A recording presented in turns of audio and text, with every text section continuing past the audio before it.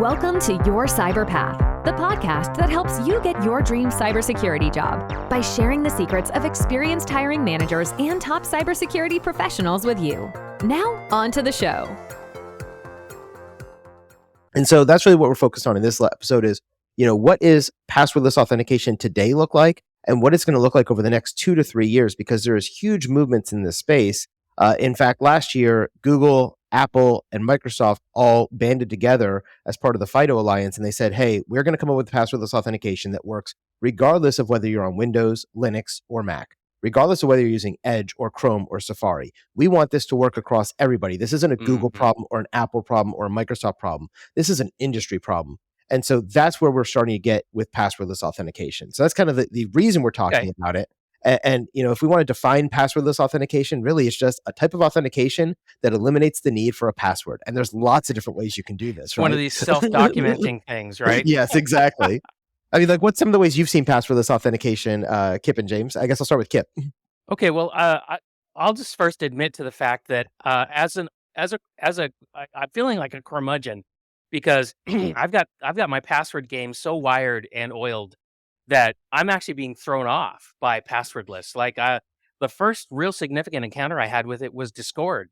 So, and I swear to God, I must have fumbled my authentication attempts, my passwordless authentication attempts, probably 6 times in a row because it was a completely different paradigm. And I didn't know what the hell they were trying to do.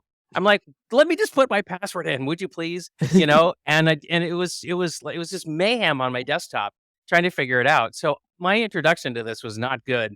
And, and I'm just like, damn it, I've got this all figured out. And now you want to actually for me, you're actually adding friction into my workflow because I've got to either scan a QR code or I've got to retrieve an OTP out of a text message or an email. And that slows me down.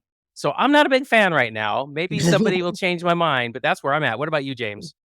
Yeah, so for me, it was probably about 4 years ago when I started using StreamYard. StreamYard doesn't use passwords; they use do they do the magic link where they send you the one-time login link to your email? It's one-time code to your email. Yeah, right. Now, most users never log out of StreamYard. Now, that's a whole other issue, right? So, I've done that. I've implemented a passwordless solution in my last position as the CISO over at Glorify. We launched our application fully passwordless. And so, I fought the internal battle where marketing people were like, people want to create passwords.